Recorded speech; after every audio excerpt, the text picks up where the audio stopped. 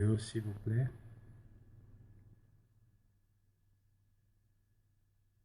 Faites pivoter votre appareil.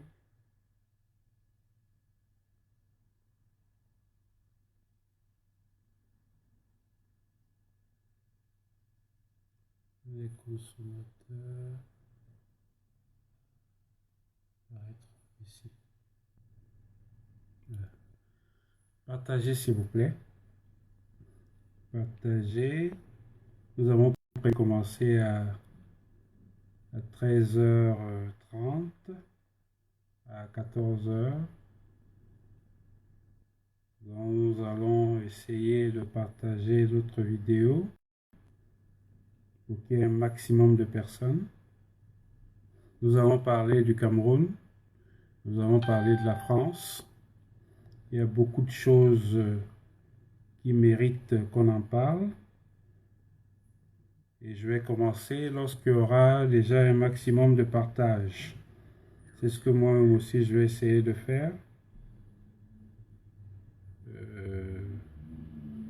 Faites pivoter, attendez. Partagez s'il vous plaît. Partagez. Nous allons commencer à 13h30 à 14h. Nous allons essayer de partager d'autres vidéos.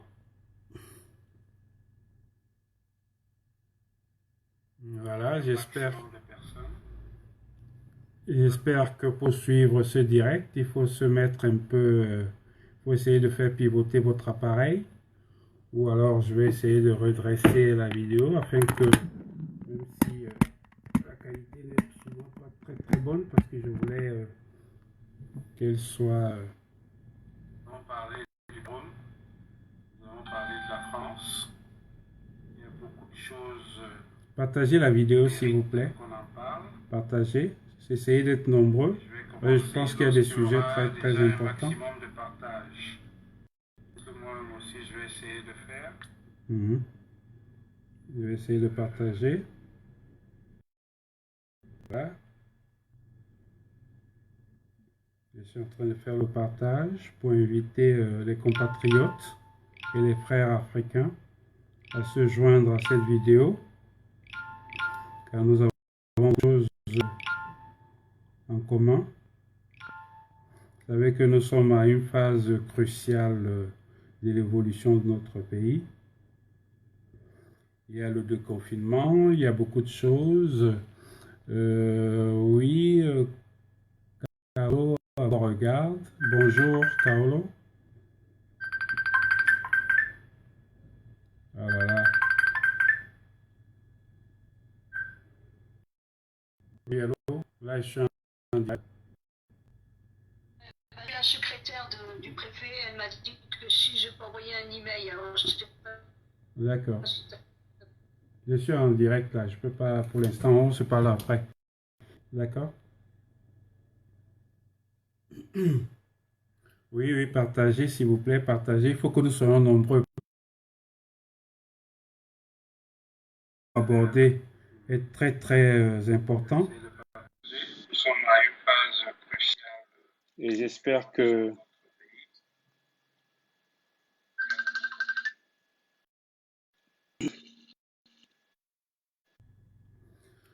je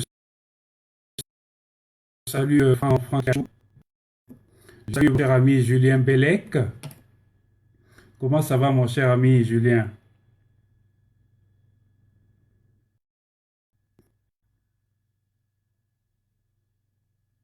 Il y a Julien qui regarde.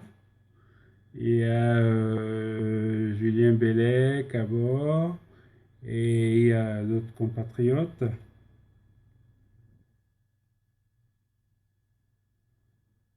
J'espère que si partagez au maximum, s'il vous plaît, parce que je pense que le sujet qu'on va aborder cet après-midi est très important. Nous allons parler de la France, nous allons parler du Cameroun, parce que vous savez que tout ce qui se passe en France a une incidence chez nous au Cameroun.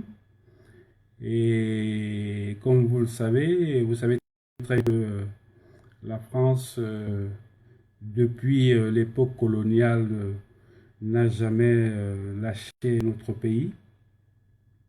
Et ce que nous essayons de faire, c'est de dénouer les lassos de la France.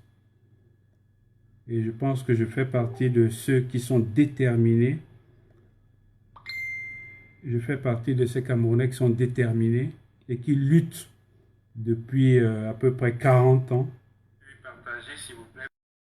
pour essayer de délier les lacets de la France. C'est très important. Nous allons parler de la France.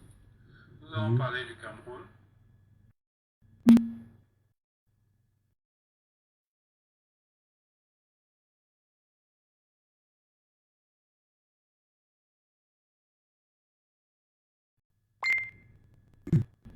Vous savez tout ce qui se passe en France. Et je vais essayer aussi de voir. Incidence chez nous. Partager. Plus d'options. Nous allons aller sur le fil de l'actualité.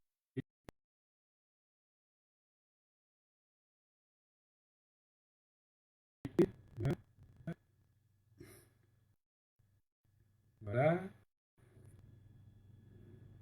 Je dis déjà un très bon après-midi à tous ceux qui sont en train de se joindre à nous.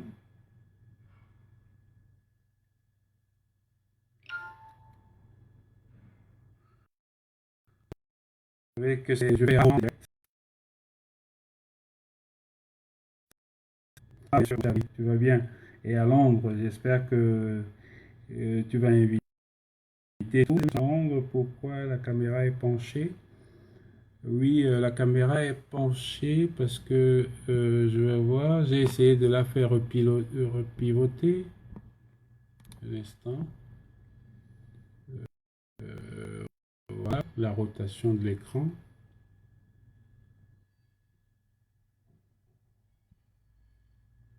Voilà, j'espère que maintenant vous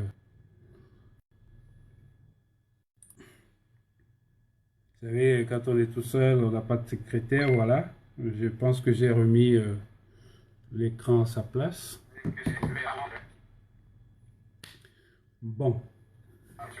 Partagez, partagez s'il vous plaît, partagez s'il vous plaît, partagez, partagez, partagez, parce que je pense que c'est un sujet très important. Et plus nous sommes nombreux, plus ça donne la force à la vidéo, ça donne la force à ceux à qui cette vidéo s'adresse. N'oubliez pas que c'est le nombre qui fait la force. Si vous êtes que 10, parce que celui qui va par exemple regarder cette vidéo et à qui on voudrait passer un message, il va compter à peu près le nombre de personnes qui ont vu la vidéo en se disant, ah, si cette vidéo a été vue par 50 000, 100 000 personnes, il faut faire attention. Parce que ça signifie au moins 50 à 100 000 personnes qui sont au moins au courant du problème. C'est pour ça que je vous demande de partager au maximum, afin que nous soyons le plus nombreux. Et je dis bonsoir à Impératrice de Saga, bonsoir à Kake Samuel, bonsoir à Guy, bonsoir à Alain, bonsoir à plusieurs personnes qui sont en train de se connecter avec nous. Vous savez, je n'ai pas l'habitude de faire beaucoup les directs, mais quand je viens parfois pour m'adresser à mes compatriotes, ça signifie au moins que je veux parler d'un sujet qui est très très important. Vous savez que notre pays est en train de traverser une phase qui est très très difficile, en plus de la sécheresse financière. La sécheresse financière, parce que vous avez vu que le FMI nous a accordé un prêt de 135 milliards pour permettre au gouvernement camerounais de régler les problèmes de solde, de régler les problèmes de maintenance des salaires et les crédits auxquels le pays fait face. Et en même temps pour lutter contre le Covid-19. Ce Covid-19 dont je voulais parler d'abord en premier lieu. Je vais vous dire une chose. À partir du mois de décembre ou bien à partir du mois de janvier, quand j'ai été mis au courant de la pandémie qui est en train de se dérouler en Chine. Hmm. Je me suis dit, parce que au moins je savais déjà qu'une telle pandémie pourrait avoir lieu.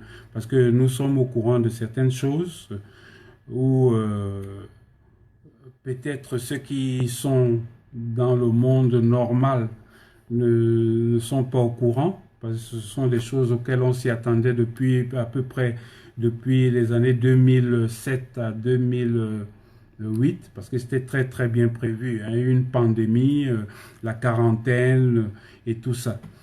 Et ce sont parfois des trucs où il y a la main de l'homme derrière. Faut pas croire. Faut pas croire que c'est un hasard. C'est des choses qui sont programmées et qui ont l'appui de la main de l'homme. C'est-à-dire qu'il y a un cercle de personnes qui ont pensé au projet Covid, et ça depuis 1995, comme ils avaient déjà pensé avant à l'Ebola, hein, et comme ils ont pensé avant au sida, comme ils ont pensé avant à l'assassinat de Saddam Hussein, comme ils ont pensé avant à l'assassinat de Muammar Kadhafi, comme ils ont pensé à la déstabilisation du Sahel africain et de l'Irak. Ce sont des gens qui programment, font des projets 20 ans en avance, parfois 30 ans même en avance. C'est pour ça que vous avez, pour la majorité d'entre vous, ce sont des choses qui vous apparaissent comme des calamités, ou bien, comme on dit, quelqu'un qui a dû manger un pangolin ou une chauve-souris. Hein, vous savez, il faut toujours essayer de faire croire au bon petit peuple que non, non, non, tout est normal. C'est dans un marché de Hunan que quelqu'un a dû acheter une chauve-souris. Et cette chauve-souris a créé la pandémie qu'on connaît aujourd'hui. Non, ce n'est pas une chauve-souris, ce n'est pas une pandémie non plus qui vient du fait du hasard. C'est un truc qui a été créé, qui a été voulu, qui a été programmé et où il y a eu un investissement énorme pour des gens qui savaient qu'ils avaient un tel coup à préparer à l'humanité. C'est aussi comme ça aussi qu'on a préparé le sida ou qu'on a préparé la grande pandémie de la peste espagnole. Ben, c'était pas au hasard. C'était pas au hasard. C'est pour ça qu'il y a ce qu'on appelle les lanceurs d'alerte, les gens qui essayent un peu de vous éclairer sans toutefois aller très très loin parce qu'il y a de très très grands enjeux derrière. Dont la pandémie du Covid est une pandémie qui a été préparée dans les officines et dans les loges secrètes. Et elle a été préparée depuis 1995 à 1994. C'est pour ça que quand on a vu cette pandémie surgir en Chine, on s'est dit, il fallait faire quelque chose à notre niveau. C'est pour ça que nous avons, moi par exemple, j'ai essayé d'entrer en contact avec l'ambassadeur de Chine à Paris et j'ai pris contact avec le Politburo en Chine, c'est-à-dire l'organe principal et dirigeant du Parti communiste chinois, pour essayer de faire ce qu'on appelle la petite proposition ou sa contribution citoyenne. Ben, il ne faut pas oublier que ça fait c'est depuis 1993 que je travaille dans le médical. Et je ne vous cache pas, et si vous allez même à la rue Berzelius à Paris, vous allez trouver mes anciens bureaux où il y avait plus de 50 lignes. C'est-à-dire, je recevais en moyenne plus de 1000 à 1500 appels de détresse des Français et des Européens, des Caraïbéens, des Allemands, des Hollandais. Je recevais à peu près 1500 appels par jour, à 2000 appels, à la rue Berzelius, où j'avais mon centre d'appel et où j'essayais d'y répondre à toutes les frustrations des gens qui étaient en maladie chronique, c'est-à-dire qu'ils avaient des maladies chroniques qui étaient soumis à des traitements, parfois de 5-6 médicaments chimiques. Il y avait des gens qui avaient des problèmes neuroleptiques Il y avait des gens qui avaient des problèmes neurologiques, il y avait des gens qui avaient des problèmes de phobie, il y avait des gens qui avaient des problèmes de psychiatrie. Et au fur et à mesure, ça s'étendait. C'est-à-dire, on est passé des gens qui avaient des problèmes au niveau de la tête à des gens qui avaient des problèmes au niveau du foie, au problème du sang, au problème... donc, j'ai été confronté à beaucoup de cas. Et et je vous dis, j'avais à peu près 1500 appels en fiche que je faisais tous les jours. C'est-à-dire, je disais, voilà, il m'appelle de Poitiers, il a tel problème, quelle est la solution qu'on pourrait lui proposer. Voilà. Donc, depuis à peu près 1993, c'est ce que je fais. J'essaye de réparer les gens qui ont été détruits, parfois par la médecine conventionnelle. C'est-à-dire des gens qui sont allés à l'hôpital ou bien qui ont fait confiance au médecin et le médecin les a bombardés 2, 3, 4, 5, 6, parfois 9 produits chimiques à avaler tous les jours. Et certains sont devenus comme des robots, d'autres sont devenus comme des gens qui hallucinent, d'autres sont devenus comme des gens qui n'avaient plus vraiment la notion du temps présent, ou d'autres qui hallucinaient, ou bien d'autres qui étaient vraiment toxiqués. Même à 2 mètres, vous avez l'impression comme si vous bombardez avec des produits chimiques. Donc je sais de quoi je parle. Quand vous avez 1500 personnes en Europe qui vous appellent et qui vous écrivent d'Afrique, d'Amérique et des États-Unis pour vous poser leurs problèmes, parfois des problèmes qui vont jusqu'à ce que vous ne pouvez pas imaginer. Donc, je suis une personne qui est au fait même à l'intérieur du système de destruction de l'être humain par les protocoles qui sont établis à travers les ministères de la Santé ou bien à travers l'OMS. Donc, quand j'ai vu le début de la pandémie du Covid-19, j'ai vite compris ceux qui étaient les plus en risque. Je savais très bien que ce sont les gens qui ont les foies abîmés qui allaient dépérir.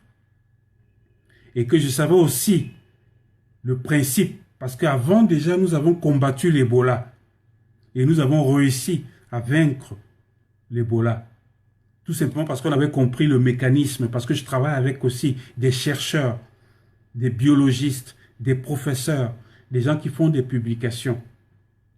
Et à travers leurs publications, et à travers les études et les recherches que je fais aussi, en fonction aussi de ce que me donnent d'autres chercheurs, on a vite compris le mécanisme du virus de l'Ebola. Parce qu'on vous parle du temps d'incubation. Le temps d'incubation est le temps que le virus il va migrer vers les cellules du foie, où il sait qu'il n'est pas attaqué, et il va prospérer. C'est-à-dire il va essayer de se multiplier. Il va se multiplier, et quand il atteindra 4 milliards par litre de sang, il sort et envahit tout le système sanguin. Et à partir de là, il n'y a plus aucun médicament qui peut le résoudre. Donc on a vite compris que c'est le même système qu'ils allaient utiliser aussi pour le Covid. Parce que le Covid, qu'est-ce qu'il fait? Vous en prenez une petite potion à travers peut-être la respiration de quelqu'un ou bien la toux de quelqu'un. Qu'est-ce qu'il fait? Il va essayer de s'accrocher à une cellule. Il va essayer de s'accrocher là où il sait qu'il ne peut pas être détruit. Et où est-ce qu'il va aller s'accrocher réellement pour se multiplier? C'est toujours dans les cellules du foie. Parce que s'il reste au niveau de la gorge, même si vous buvez ne serait-ce qu'une boisson chaude, il sera détruit ou bien il sera poussé vers l'estomac, vers le tube gastrique et il sera détruit. Donc quand il migre, et lui, on a essayé d'écourter son temps d'incubation. C'est-à-dire les 14 jours, si le Covid-19 arrive au niveau du foie, vous êtes sûr et certain qu'en 14 jours, il ne sera plus un petit virus, mais il sera des millions et peut-être des milliards de petits virus qui sont accrochés aux cellules, puisqu'ils profitent du système de la mitose, de la séparation ou de la dislocation de chaque cellule en 2 ou en 3 ou en 4 pour se multiplier. C'est pour ça que j'ai dû envoyer ma proposition au Politburo de la Chine et au reste de la santé chinoise en leur proposant qu'il n'y avait qu'un seul moyen pour bloquer le virus. Vous avez vu, même la Chine était en panique, puisque la Chine, ça tombait. Depuis le mois de décembre, la Chine a caché, les gens y mouraient, ils n'avaient pas de solution.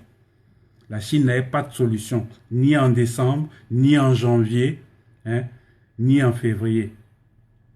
Il a fallu que nous communiquions à la Chine le moyen par lequel il faut combattre cette pandémie. Vous avez vu à un moment donné, la Chine, les Chinois ont même raflé même tout ce qui avait des simples toux.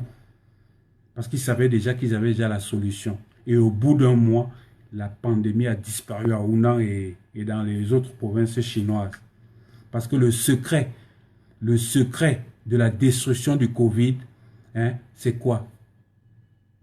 C'est la cystérmine.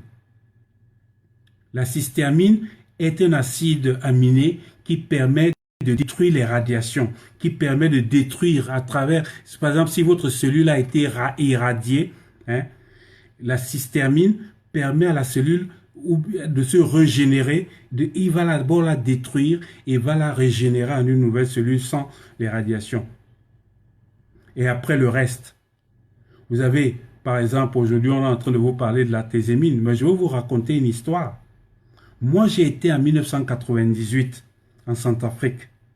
J'étais en mission pour voir le président Patassé. C'était pour lui proposer d'utiliser l'artésémine, qu'on appelle en langage scientifique le palutaire, pour permettre aux Centrafricains de ne plus mourir du palu.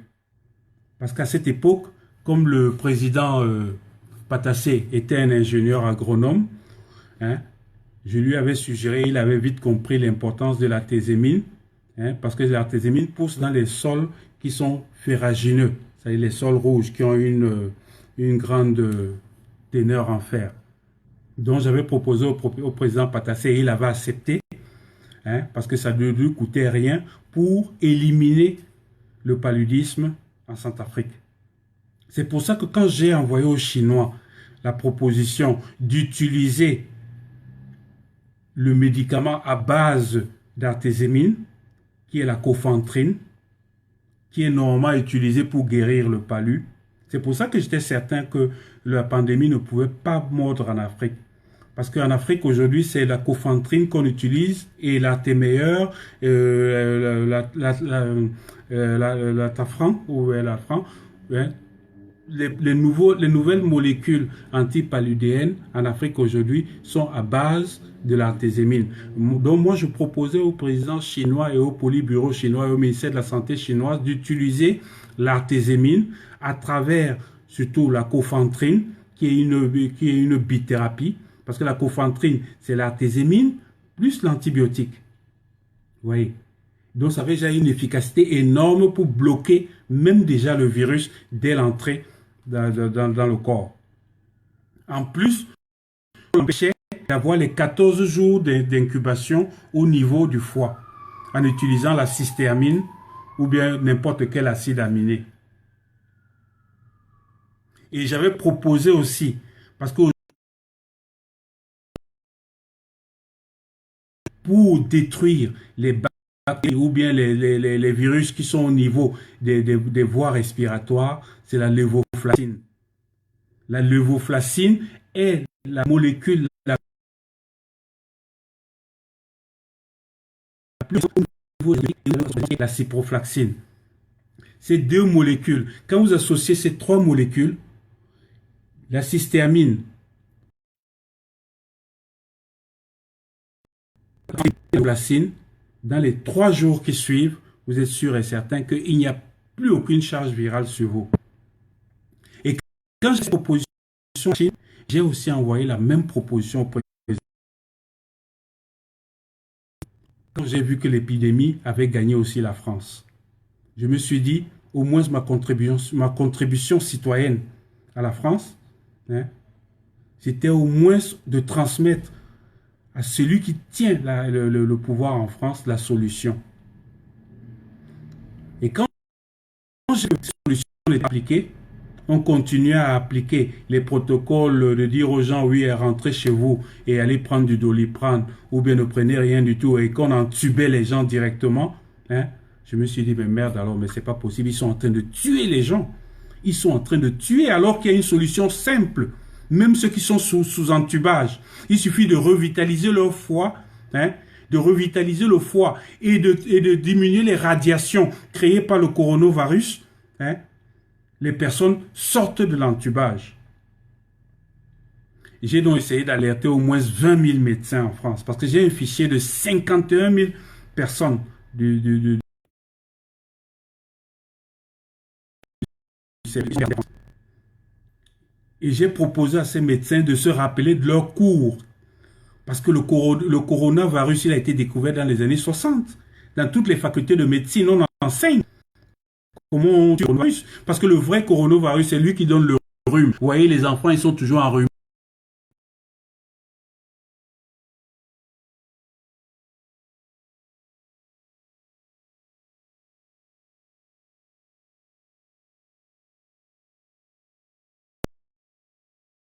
Les gens ont donc travaillé plus intelligent et plus dangereux. Et il n'y avait qu'un seul moyen pour le bloquer, c'était d'utiliser un acide aminé. Vous donnez même un acide aminé, même aux vieilles. J'ai même proposé à M. Jérôme Salomon, qui est le directeur général, qui nous fait le bilan tous les soirs, le bilan macabre des gens qui meurent. J'ai écrit à ce monsieur, j'ai demandé à ce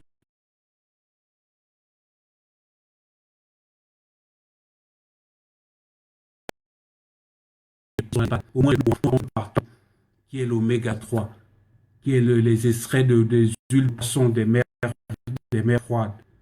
Il permettra à ces vieilles de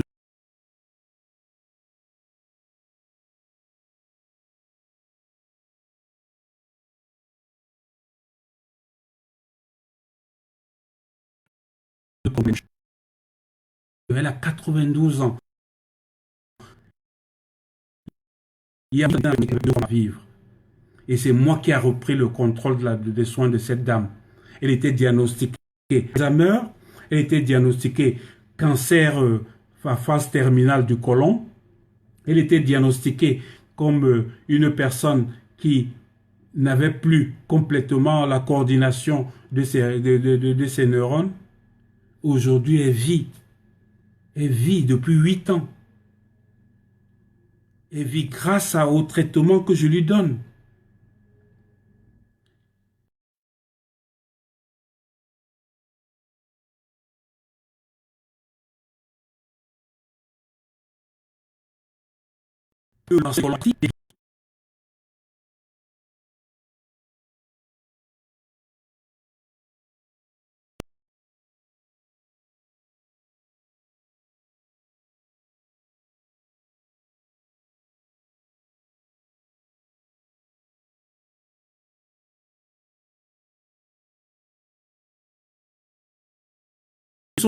Le nombre de personnes que j'ai eu à réparer, des gens qui venaient dans mon cabinet,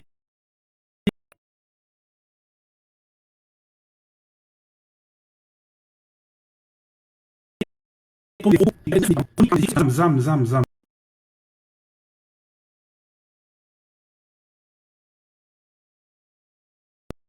Je vous assure, quand vous voyez ces personnes que j'ai traitées, vous n'en reviendrez pas. C'était des gens qui étaient déjà devenus des gens normaux, très très beaux. Alors que, vous savez, un Européen, quand il est vraiment détruit, il devient rouge, ou bien il devient rose, verdâtre ou de sang. Et je vous assure, si vous aviez vu la quantité des gens que j'ai reçus, des gens dégingandés. Et je vais vous raconter une petite anecdote, parce que ça me plaît cette histoire, parce qu'il y a beaucoup de gens qui se disent, ah oui, mais au nom de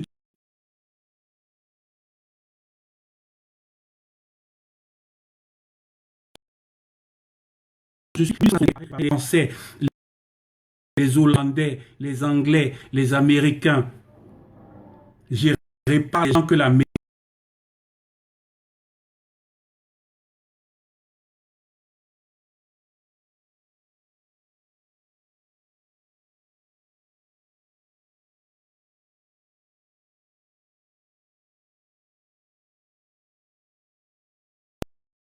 tous les mois. Lui, il s'en fout.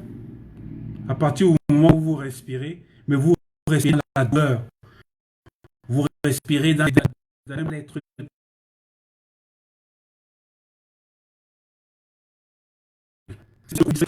Les gens qui sont en phase chronique. Parce que le foie ne pouvait plus supporter de produire les anticorps et de lutter contre le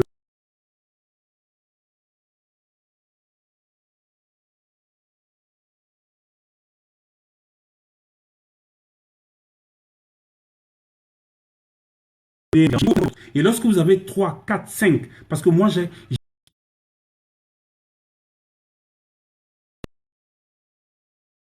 il était obligé de prendre 9 médicaments tous les soirs.